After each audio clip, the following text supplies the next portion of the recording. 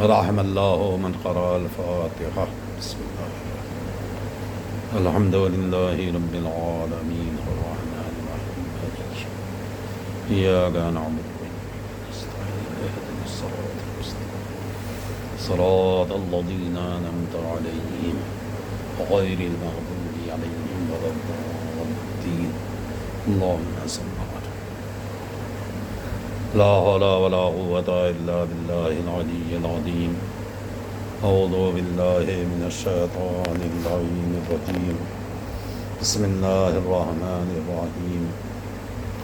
الحمد لله الذي خلقنا في أمته الذي فاز رتبته إلى كعب قوسين وأكرمنا بولاية وسيعه الذي ردت له الشمس ومرتين وشرفنا بحب الزهراء أم السبتين التي فضلت على نساء العالمين وجعلنا من الباكين على مصاب الحسن والحسين وتسعة من ذرية الحسين الذين من بكى على مصابهم رجها حسناته أعمال الثقلين وهم أئمة المشرقين وهداة المغربين صلوات الله عليهم ما دامت روحهم النيرين.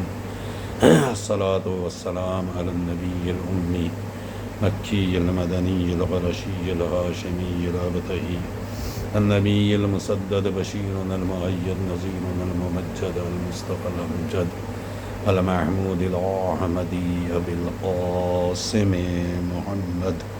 اللهم صل على وعلى أهل بيته الطيبين الطاهرين المعصومين المظلومين ولعنة الله على أعدائهم أجمعين من الآن إلى قيام يوم الدين. أما بعد فقد قال مولانا إمامنا الحسين عليه الصلاة والسلام إني لم أخرج أشرا ولا بطرا ولا ظالما ولا مفسدا بل إنما خرجت لطلب اصلاح امت جدی.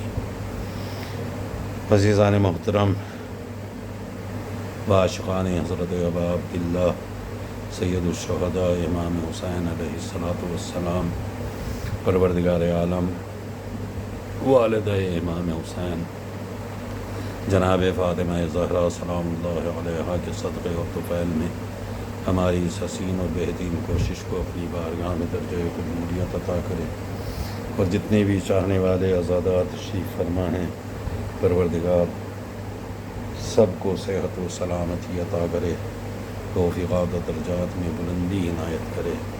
پروردگار بحق محمد و آل محمد، خاص طور سے بانی اعضا پرنس آصف جاں بھائی، الہی انہیں صحت و سلامتی عطا کر، توفیقات و درجات میں بلندی عنایت کر. اے میرے معبود ان کے رزق میں وسعت عطا کر، الہی انہیں ان کے گھر والوں کو آفات عرضی و سماوی سے محفوظ رکھ. پروردگار بحق محمد و آل محمد دینی اور دنیاوی مشکلات کو حل فرما، الہی اس عزاداری کو قبول فرما، اس کا بہترین اجر عنایت کر، اور اس سے بہتر عزائے حسین کی توفیق عنایت کر. ایک صلوات پڑھ لیں محمد و آل محمد. اللہم صلی علی فیضان محترم و ارباب اعضا، خدا خدا ہے، اور ہماری زندگی کا ہر ایک عمل، ہماری زندگی کا ہر ایک سانس، ہماری زندگی صرف اور صرف خدا کے لیے ہونی چاہیے، چونکہ وہ وہی خدا ہے جو ناممکن کو بھی ممکن میں تبدیل کر سکتا ہے. یہ طاقت کسی اور کے اندر نہیں ہے کہ وہ ناممکنات کو ممکن بنائے، مگر پروردگار ہر ناممکن کے بارے میں ممکن کرنے کی طاقت و صلاحیت رکھتا ہے. لہذا ہم اگر اپنی زندگی کے ہر عمل کو خدا کے لیے انجام دیں اور ہر بات میں خدا پر ہی بھروسہ کریں تو یقیناً ہماری زندگی کی ہر مشکل کو آسان کر سکتا ہے. مگر اس کے لیے ضروری ہے کہ ہم خدا کے بارے میں غور کریں، خدا کو سمجھیں، خدا کو پہچانیں۔ میری کل کی گفتگو سے مربوط بات ہے کہ ہم نے خدا کو پہچانا مگر اس کا حق ادا نہیں کیا۔ میں نے کل کی مجلس میں کہا تھا کہ میں انشاءاللہ اگلی مجلس میں ان جملوں کی تشریح کروں گا، تو جہاں تک ممکن ہے میں کوشش کروں گا کہ ہلکی سی ایک روشنی مولائے کائنات کے ان جملوں کے اوپر ڈال سکوں کہ جن کے بارے میں مولا نے کہا کہ یہ سارے اسباب اور یہ سارے وجوہات ہیں کہ جن کی بنا کے اوپر دعائیں قبول نہیں ہوتی۔ تو تقریباً کل کی مجلس میں نے 10 اسباب بیان کیے تھے۔ ان میں سے پہلا سبب یہی تھا کہ ہم نے خدا کو پہچانا۔ تو خدا ہے کون؟ وہ خدا وہی ہے جو ایک بوڑھی بانجھ کو حاملہ بنا سکتا ہے۔ قسم خدا کی یہ تاریخ ہے، قرآن مجید کا جملہ ہے کہ وہ خدا وہی ہے کہ جس نے ایک بانجھ بڑھیا کو حاملہ بنایا، ایک کنواری عورت کو بچہ جننے کی صلاحیت عطا کی۔ وہ وہی خدا ہے کہ چھری میں کاٹنے کی طاقت ہے اور وہ جس چیز کے اوپر بھی پڑتی ہے اسے کاٹ دیتی ہے، مگر خدا نے چھری سے ذبح نہیں ہونے دی۔ چھری چلی ضرور مگر ذبح نہیں کر سکی۔ وہ وہی خدا ہے کہ آگ میں جلانے کی صلاحیت ہے اور جو بھی چیز آگ میں جاتی ہے وہ اسے جلا دیتی ہے، مگر اللہ نے ابراہیم کو آگ میں جانے کے بعد بھی جلنے نہیں دیا۔ ہم کوئی بھی چیز کھاتے ہیں تو ہمارا معدہ اسے ہضم کر دیتا ہے، مگر ایک نبی کو مچھلی نے نگل لیا لیکن ہضم نہیں ہونے دیا خدا نے۔ وہ خدا ہے، جیسا اس خدا کو پہچانے۔ ہم جانتے ہیں کہ کسی بھی چیز کو پیدا کرنے کی صلاحیت جانداروں میں ہے، مگر اللہ نے اونٹنی کو پتھر سے نکالا جبکہ یہ ناممکن ہے، مگر اونٹنی پتھر سے نکلی۔ چاند ہماری پہنچ سے باہر ہے اور کسی کا بھی زور چاند پہ نہیں چلتا، مگر وہ وہی خدا ہے کہ اس نے چاند کو 2 ٹکڑے کروایا، چاند 2 ٹکڑے ہوا۔ ایک شیر خوار بچے میں بولنے کی صلاحیت نہیں ہوتی، مگر اللہ کی قدرت سے ایک شیر خوار بچے نے بات کی۔ یہ ساری تاریخ وہ ہے جسے آپ قرآن میں تلاش کر سکتے ہیں۔ قرآن کے سارے واقعات ہیں جن کو میں ایک ایک جملے میں اشارہ کر رہا ہوں۔ سمندر ہوتا ہے، مگر اللہ نے سمندر میں پھٹنے کی صلاحیت پیدا کی اور سمندر کو 2 حصوں میں تقسیم کر دیا۔ تو اب اگر خدا ان سارے ناممکنات کو اپنی قدرت کے ذریعے سے انجام دلوا رہا ہے تو پھر ہم تو اس کے محبوب ترین مخلوق ہیں، تو وہ ہمارے لیے ہر کام انجام دے گا۔ مگر میرے عزیزوں، میرے دوستوں، میرے بھائیوں، عزاداروں، پہلے خدا کو سمجھو۔ ہم نے خدا پہچانا ہے مگر خدا کے بتائے ہوئے راستے پر جا کر اس کا حق ادا نہیں کر سکے۔ لہذا ہمیں سب سے پہلے خدا کا حق ادا کرنا، اس کو کسی بھی طریقے سے انجام دینا۔ اب ہم نے خدا پہچان تو لیا اور خدا کو مان بھی لیا، مگر میں نے کل اشارہ کیا تھا کہ ہم نے خدا کو اس طریقے سے پہچانا ہے کہ جب ہم گفتگو کرتے ہیں تو ہمیں سمجھ ہی نہیں آتا کہ ہم کیا کہہ رہے ہیں۔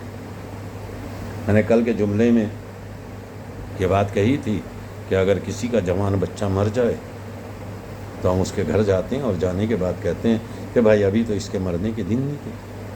یعنی اس کا مطلب یہ ہے کہ ہم جانتے ہیں کہ اس کے مرنے کے دن نہیں تھے اور خدا نہیں جانتا ہے کہ اس کے مرنے کے دن نہیں تھے.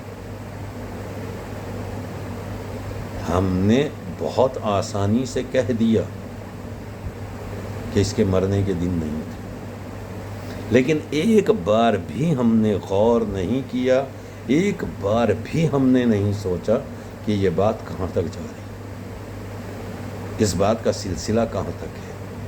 کہیں ایسا تو نہیں ہے کہ ہم جو زبان سے ادا کر رہے ہیں وہ دار خدا سے مل رہی ہے، اور یقیناً یہ بات خدا تک جا رہی ہے کہ ہمارا علم زیادہ ہے اور خدا کو معلوم نہیں ہے. تو واقعاً خدا کا جیسا حق ہماری گردنوں کے اوپر ہے ہم نے وہ حق ادا نہیں کیا. بلکہ میرے ذہن میں یہاں بھی ایک واقعہ آ رہا ہے. کبھی کبھی ہم اپنی عبادتوں پہ خوش ہو جاتے ہیں کہ ارے میں نے تو خدا کے لیے یہ کر دیا، میں نے تو خدا کے لیے یہ انجام دے دیا. نہیں ہوتا ہے. شاید امام صادقی کی روایت ہے کہ جناب ابراہیم مکے کے پہاڑوں میں بکریاں چرایا کرتے تھے. ایک دن جناب ابراہیم کے کانوں میں ایک آواز ٹکرائی کہ کوئی بندہ خدا ہے جو خدا کی عبادت کر رہا ہے. جناب ابراہیم اس آواز کے سہارے اس بندے تک گئے. جانے کے بعد اسے دیکھا، دیکھنے کے بعد اس سے پوچھا کہ بھائی تم یہاں کیا کر رہے ہو؟ اس نے کہا کہ میں عبادت خدا کر رہا ہوں، اللہ کا بندہ ہوں، اللہ کی عبادت کر رہا ہوں، اللہ کو راضی کرنا چاہتا ہوں، اللہ کو خوش کرنا چاہتا ہوں. جناب ابراہیم نے اس آدمی سے ایک سوال کیا کہ تم یہاں بیٹھ کے خدا کو راضی کرنا چاہتے ہو، مگر ایک بات بتاؤ، اس علاقے میں تو کوئی کھانے کا انتظام نہیں ہے، پھر تم کھانا کہاں سے کھاتے ہو؟ تو اس نے کہا کہ ابراہیم وہ فلاں درخت ہے، میں گرمیوں میں اس کے پھل جمع کرتا ہوں اور سردیوں میں انہیں کھاتا ہوں. تو جناب ابراہیم نے پوچھا تمہارا گھر کہاں ہے؟ کہ میرا گھر تو بہت دور ہے. کہ کہاں ہے؟ کہ وہ جو دریا ہے دریا کے پار میرا گھر ہے. تو جناب ابراہیم نے اس سے کہا کہ ایک کام کرو، مجھے اپنے گھر لے کے چلو. اس نے کہا مگر آپ کا جانا تو مشکل ہے. کہ کیسے؟ کہ چونکہ دریا کے اس پار ہے. تو جناب ابراہیم نے کہا تم کیسے جاتے ہو؟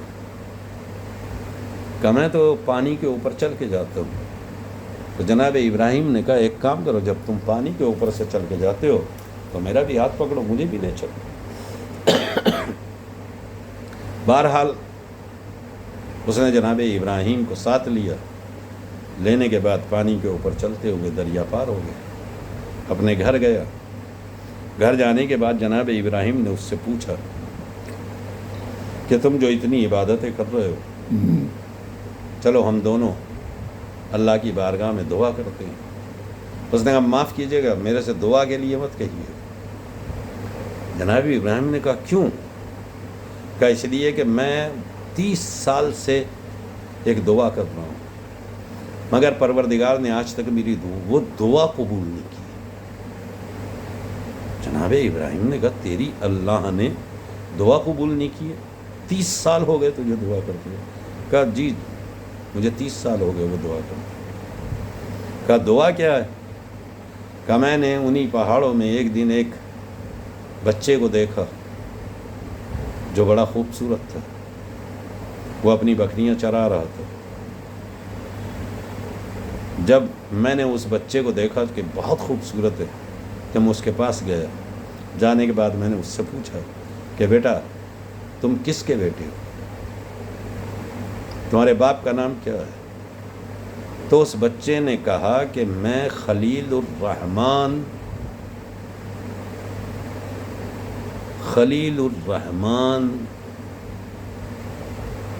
کا بیٹا ہوں، ابراہیم کا بیٹا.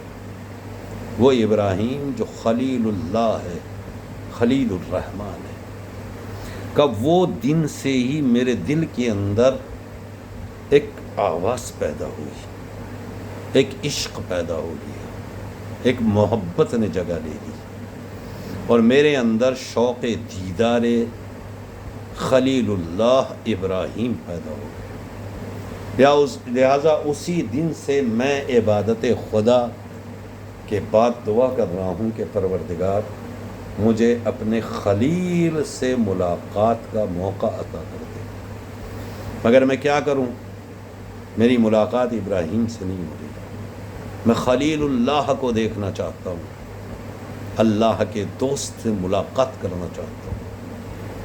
جناب ابراہیم نے کہا خوش بحال کہ تیری دعا اللہ نے قبول کر دی۔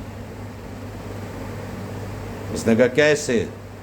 کہ میں کوئی اور نہیں، وہی خلیل خدا ابراہیم ہوں، اللہ نے مجھے تجھ سے ملاقات کے لیے بھیجا۔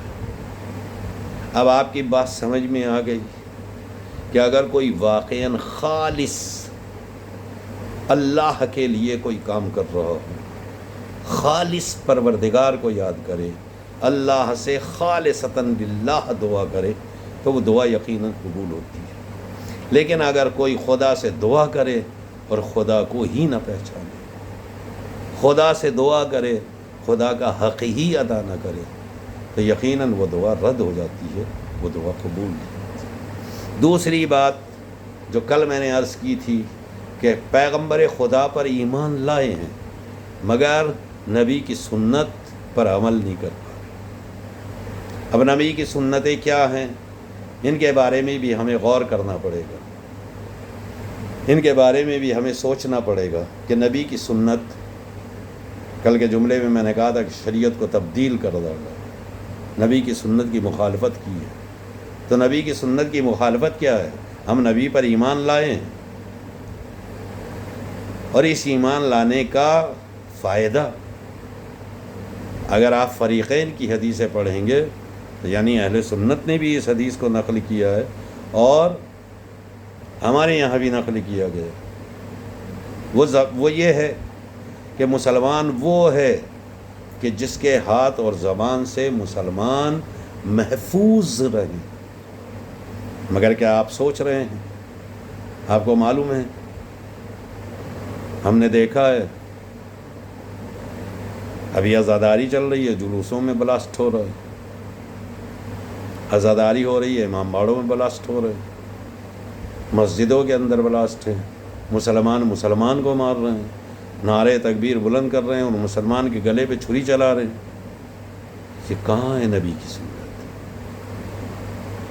لہذا ہم نے نبی پر ایمان تو لیا، ہم نبی پر ایمان تو لے آئے مگر نبی کی سنت پہ عمل نہیں کر سکے۔ لہذا توجہ کریں گے، ہر مسلمان دوسرے مسلمان کو تکلیف پہنچانے پہ اڑا ہوا۔ اگر آپ جائیے تو کہیں بھی امن نظر نہیں آ رہا، ہر طرف ایک خوف کا ماحول۔ لہذا ایسی صورت جب پیدا ہوتی ہے کہ مسلمان کے ہاتھ سے مسلمان ہی محفوظ نہیں رہتا تو یقیناً دعائیں بھی قبول نہیں ہوتی۔ تیسری بات، خطاب خدا کی تلاوت تو ہے مگر تلاوت پہ عمل نہیں ہے۔ ہم اللہ کا قرآن پڑھ رہے ہیں، نبی کی دی ہوئی کتاب کی تلاوت کر رہے ہیں، لیکن اپنے کردار و عمل سے اس کے اوپر عمل نہیں کر رہے۔ جبکہ پیغمبر اسلام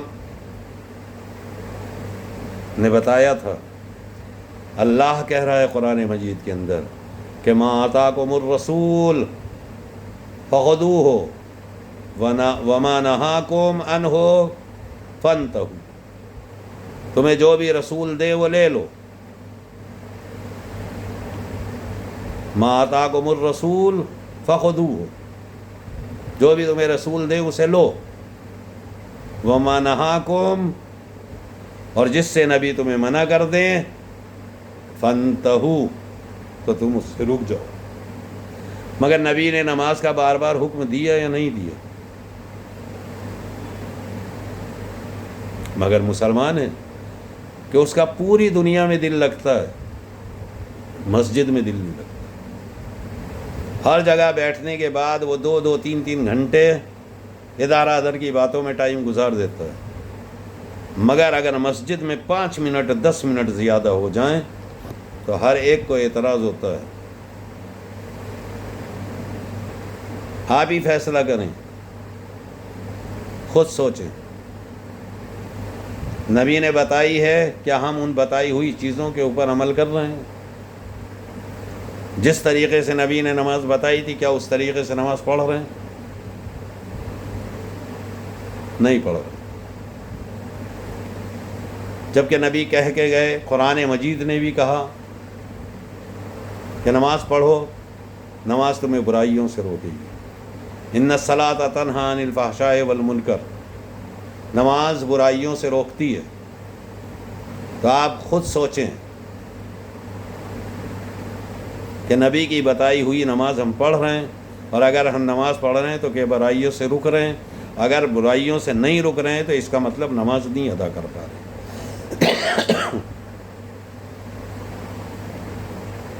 نبی کہہ کے گئے مولا علی کے بارے میں کہ انت وسیع، انت اخی، اے علی تم میرے وسیع ہو، تم میرے بھائی ہو، ووارثی تم میرے بھائی ہو، تم میرے وارث ہو۔ سچ بتائیے، کیا مسلمانوں نے مانا؟ نبی کو علی کو نبی کا بھائی مانا، نبی کا وسیع مانا، نبی کا وارث مانا، اور آخر میں تو نبی نے عجیب طریقے سے ایک جملہ ارشاد فرما دیا، من کنتو مولا ہو فہذا علی مولا، جس کا میں مولا ہوں اس کے علی بھی مولا ہیں۔ کیا مسلمانوں نے اس بات کو تسلیم کیا؟ کیا نبی نے جو غدیر کے اندر پیغام دیا تھا اس پیغام کو لوگوں نے مانا؟ نہیں، غدیر کا پیغام ماننا تو دور، لوگوں نے نبی کا پیغام ہی بھلا دیا، غدیر ہی کو بھلا دیا۔ تو جس طریقے سے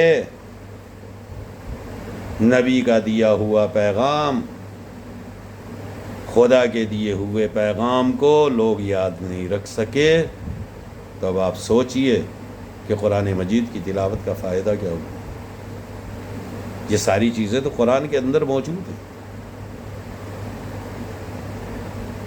مگر لوگوں نے قرآن مجید پڑھا مگر قرآن پہ عمل نہیں کیا۔ جب نہیں کیا ہے تو سچ بتائیے کہ دعا کیسے قبول ہو؟ لہذا ہماری دعائیں رد ہونے کے یہ اسباب ہیں، ہماری دعا قبول نہ ہونے کے یہ سارے کے سارے اسباب ہیں۔ نبی کہہ رہے ہیں من کنتو مولا، قرآن کہہ رہا ہے افلا یتدبرون القرآن، نبی کہہ رہے ہیں مجھے قلم و دعوات دے دو، میں تمہارے لیے کچھ لکھ دوں تاکہ تم میرے بعد گمراہ نہ ہو۔ لوگ کیا کریں، حسبنا کتاب اللہ، ہمیں تو اللہ کی کتاب کافی ہے، آپ کیوں لکھ کے دے رہے ہیں کچھ بھی؟ کیا ضرورت ہے آپ کو لکھنے کی؟ نبی نے کہا کہ میرے بعد قرآن و اجرت سے تمسک رکھنا، لوگوں نے نبی کا وہ آخری پیغام ہی بھلا دیا، بلکہ پیغام بھلایا ہی نہیں، حقیقت میں اس پیغام کی مخالفت کی، حقیقت میں ان کے حق کو غصب کیا۔ اب آپ بتائیے، جو غاصب ہیں، جو حق کو بھلانے والے ہیں، جو نبی کی سنت کو بھول جانے والے ہیں، کیا خدا ان کی دعائیں قبول کرے؟ نہیں۔ چوتھی چیز جو کل کی مجلس میں عرض کی تھی کہ تم لوگوں نے اپنے آپے کو جہنم کی آگ سے ڈرایا تو ہے، تم کہتے ہو کہ ہمیں جہنم کی آگ سے ڈر لگتا ہے، مگر اپنی زندگی میں ویسے ہی کام بھی کرتے ہو کہ جو جہنم میں جانے کا سبب بنتی ہے۔ اگر حقیقت کی طرف دیکھا جائے تو دنیا کی جو معمولی آگ ہے، ہم اس آگ میں بھی اپنا ہاتھ نہیں ڈال سکتے چونکہ ہمیں ڈر لگتا ہے۔ تو سچ بتائیے، اگر دنیا کی آگ میں ہم ہاتھ نہیں ڈال سکتے اور دنیا کی آگ میں ہاتھ ڈالنے سے ہمیں ڈر لگتا ہے، تو کیا جہنم کی آگ؟ ہمیں جنت میں جانے کا شوق ہے، مگر وہ کام کرتے ہیں جو جنت سے دوری کا سبب ہے۔ خود توجہ کریں گے، ہمیں جنت کی رغبت ہے، جنت کا شوق ہے، ہم چاہتے ہیں کہ ہم جنت میں جائیں اور بڑی امیدیں لگا کے رکھ رکھی ہیں۔ مولا کائنات کا فرمان ہے بالعمل تحصل الجنہ لا بالعمل، جنت عمل کے ذریعے سے ملتی ہے، امید کے ذریعے سے تھوڑی۔ ہم امید لگا کے بیٹھے ہیں کہ ہمیں جنت مل جائے گی، جبکہ جنت امیدوں سے نہیں ملتی ہے، جنت تو حقیقت میں عمل کے ذریعے سے ملتی ہے۔ نبی نے ارشاد فرمایا تھا کہ جو اپنے والدین کو ناراض کرے وہ جنت کی خوشبو بھی نہیں سونگھ سکتا۔ سچ بتائیے، ہمیں کتنا خیال ہے اپنے والدین کو؟ کیا ہم اپنے والدین کا وہ احترام، اپنے والدین کو اس طریقے سے خوش کر پا رہے ہیں جیسے نبی نے کہا؟ آپ خود سوچیں، ہم اپنے والدین کی نافرمانی کر رہے ہیں۔ اور میں ایک جملہ کہہ کے بات کو روک لیتا ہوں، جو ہمارے یہاں سامنے موجود ہیں ہمارے والدین، جنہوں نے ہم کو وجود عطا کیا ہے، جب ہم ان کے ہی نافرمان ہیں تو پھر خدا، پھر نبی، جبکہ پیغمبر اسلام فرما کے گئے تھے انا و علی ابواہ ہذہ الامہ، میں اور علی اس امت کے باپ ہیں، میں اور علی اس امت کے باپ ہیں، اور سیدہ نبی کی بھی ماں ہے۔ سچ بتائیے، کیا ہم ان کے اوپر عامل ہیں؟ نہیں۔ اگر کوئی اپنے ماں باپ کو صرف ناراض اور غضبناک نگاہ سے دیکھے تو اس کی نماز قبول نہیں ہوتی۔ صرف غضب کی نگاہ سے اگر دیکھ رہا ہے تو نماز قبول نہیں ہے۔ روایت میں یہاں تک ہے کہ اگرچہ والدین نے اس کے اوپر ظلم بھی کیا ہو، تب بھی ماں باپ کو غضب کی نگاہ سے نہیں دیکھ سکتا۔ ایک روایت میں ہے کہ ماں باپ کے چہرے کو دیکھنا عبادت ہے۔ ماں باپ کے چہرے کو دیکھنا عبادت ہے، ان کے چہرے کے اوپر مہر و محبت سے نگاہ ڈالو، ان کے ساتھ نرم زبان سے بات کرو، ان کے چہرے کو پیار سے اگر دیکھا جائے تو پیار سے دیکھنا عبادت ہے۔ تو بس آخری جملے میں کہہ رہا ہوں کہ اگر ہمیں جنت چاہیے ہے تو ہمیں ماں باپ کی عزت کرنا ہوگی، ہمیں والدین کا احترام کرنا ہوگا۔ کیوں؟ اس لیے کہ ان ماں کے قدموں کے نیچے ہی تو جنت ہے۔ اور جب ظاہری اور مادی والدین کو اللہ نے اتنی عزت دی ہے تو جو ہمارے حقیقی اور معنوی ماں باپ ہیں، یعنی میں اور علی اس امت کے باپ ہیں، اور فاطمہ اپنے باپ کی بھی ماں ہے، تو پھر ان کا احترام۔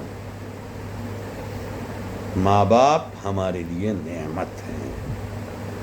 انشاءاللہ چھٹی چیز کے بارے میں کل گفتگو کروں گا۔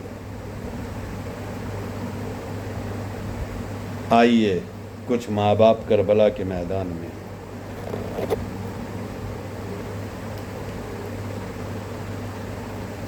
آج ایک ماں کا تذکرہ کرنا چاہتا ہوں۔ جب امام حسین کا قافلہ کربلا کی طرف بڑھ رہا تھا تو تاریخ نے لکھا ہے کہ امام حسین نے ایک مقام کے اوپر جب خیمہ لگایا تو ایک شخص اور تھا جو امام سے تھوڑا سا آگے آگے چل رہا تھا۔ اس قافلے میں صرف 3 آدمی تھے، ایک ماں، ایک بیٹا اور ایک بیٹے کی زوجہ۔ آپ سمجھ گئے ہوں گے کہ یہ کون ہے۔ ان کا مذہب مسلمان نہیں ہے۔ جب نبی کے بیٹے نے آ کے خیمہ لگایا اور رات ہلکی سی آگے بڑھی تو ایک مرتبہ ماں نے اپنے بیٹے سے کہا کہ بیٹا جا کے تو دیکھو یہ کون ہے۔ بیٹا اس خیمے کے نزدیک گیا، آپ سمجھ گئے کہ یہ وہب ہیں، وہب کلبی۔ امام حسین سے ملاقات کی اور ملاقات کرنے کے بعد جب واپس آئے تو اپنی ماں سے روتے ہوئے بیان کیا کہ اماں یہ کوئی اور نہیں، مسلمانوں کے آخری نبی کا نواسا ہے جسے ظالموں نے گھیر رکھا ہے۔ ماں نے اتنا سنا تڑپ گئی، لیکن نبی کیا نواسا ہے؟ صاحب نے کہا ہاں۔ کہا بیٹا تو نے پوچھا نہیں کہ سارے مسلمان تو حج کرنے کے لیے مکے کی طرف جا رہے ہیں اور یہ مکہ چھوڑ کے جہاں چاروں طرف خطرے ہیں کوفے کی طرف کیوں جا رہے ہیں؟ باپ کہتا ہے اماں میں نے پوچھا ہے۔ پھر اس نے کیا جواب دیا؟ کہ وہ کہہ رہے تھے میں مکے میں تھا مگر میں نے دیکھا کہ حاجیوں کے بھیس میں قاتل مکے میں داخل ہو چکے ہیں، لہذا میں نہیں چاہتا تھا کہ میرے خون سے حرم کی بے حرمتی ہو جائے، لہذا میں نے مکے کو چھوڑ دیا اور یہ سفر اختیار کیا ہے۔ بس ایک مرتبہ ماں کہتی ہے کہ بیٹا ہمیں چاہیے کہ ہم حسین کی حفاظت کے لیے، نبی کے آخری نواسے کی حفاظت کے لیے ان کے قافلے میں شامل ہو جائیں۔ عزیزو یہ وہی وہب کلبی ہیں، پھر یہیں سے حسین کے قافلے میں شامل ہو گئے۔ اور عزیزو وہ وقت بھی آیا جب کربلا کے میدان میں پہنچے ہیں، اور کربلا میں جانے کے بعد جب ایک مرتبہ جناب وہب کلبی اجازت لے کے میدان کربلا میں گئے تو ماں اور زوجہ دونوں جناب وہب کلبی کے جنگ کے مناظر کو دیکھ رہی تھی، اور وہاں جوش محبت میں، جوش شجاعت میں بار بار دشمنوں کو زیر کرتے ہوئے آگے بڑھ رہے تھے۔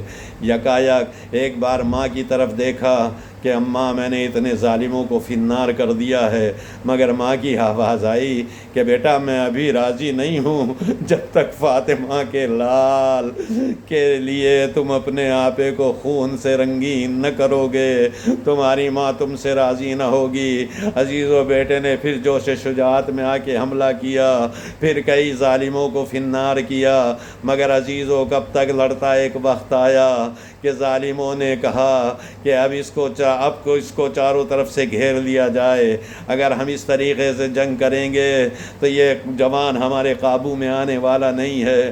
لہٰذا بزدلوں نے جناب وہب کلبی کو چاروں طرف سے گھیرا۔ عزیزو پھر چاروں پیچھے سے حملے کیے گئے، وہاب ایک مرتبہ زمین پر آئے، ظالموں نے سر کو تن سے جدا کیا، خون میں لپٹا ہوا سر ایک مرتبہ ماں کی طرف اچھال دیا۔ ماں نے اپنے بیٹے کا سر کو دیکھا، سر سے خون کو صاف کیا، صاف کرنے کے بعد ایک مرتبہ بیٹے کا چہرہ دیکھا اور دوبارہ ظالموں کی طرف یہ جملہ کہتے ہوئے پھینک دیا، ہم جو راہ خدا میں دے دیتے ہیں اسے واپس نہیں لیا کرتے، بس دو جملے اور ادا کرنا ہے۔ یہ تو راہ خدا میں وہب کلبی کی ماں کا کردار تھا، مگر کربلا کے میدان میں ایک اور ماں ہے جس کے دو بیٹے میدان کربلا میں آئے۔ وہ کون ہے؟ علی کی بیٹی زینب، اون و محمد میدان کربلا میں ہیں۔ ایک آواز آئی، اے مامو جان ہماری مدد کے لیے آ جائیے۔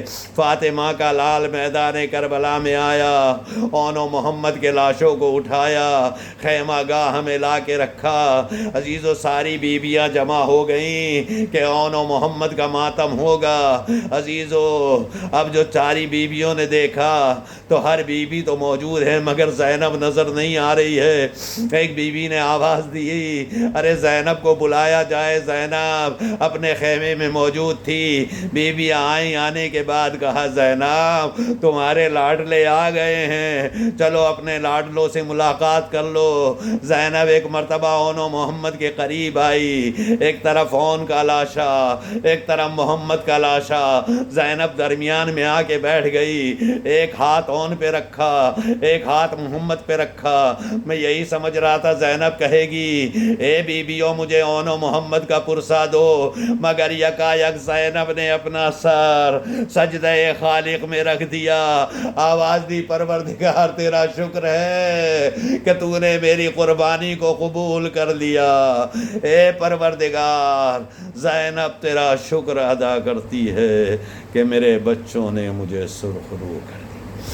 سیعلم الذین ظلموا ای منقلب ینقلبون ولعنۃ اللہ علی اعدائہم اجمعین۔ انا للہ و انا الیہ راجعون۔ الہی بحق الزہراء وابیہا و بعلہا و بنیہا، پروردگار ہمارے اس ذکر کو قبول فرما لے۔ الہی جتنے بھی سننے والے ہیں ان کی مرادوں کو پورا کر دے۔ پروردگار جو بے روزگار ہیں انہیں روزگار عطا کر دے، جو بیمار ہیں انہیں صحت عطا کر دے۔ پروردگار بحق محمد و آل محمد بانی اعضا ہمارے پرنس آصف جاں بھائی، الہی انہیں صحت و سلامتی عطا کر، توفیقات و درجات میں بلندی عنایت، الہی رزق میں وسعت عطا کر، کاروبار میں ترقی عنایت کر، دلی مراد کو پورا کر۔ پروردگار جس عارضے میں مبتلا ہیں اس سے صحت کاملہ عاجلہ عطا کر۔ پروردگار بحق محمد و آل محمد اس عزاداری کے صدقے میں انہیں ان کے گھر والوں کو صحت و سلامتی کے ساتھ تمام تر مشکلات اور آفات سے حفاظت فرما، دینی اور دنیاوی مشکلات کو حل فرما۔ اے میرے معبود عزاداری کو قبول فرما، اس کا بہترین اجر عنایت کر، جناب زہرا کی رضایت کا سبب قرار دے، آنے والے دور میں اس سے بہتر عزا کی توفیق عطا کر، امام کے ظہور میں تعجیل فرما، ہمیں ان کے ناصرین میں شمار فرما۔ ماتم حسین یا حسین یا حسین۔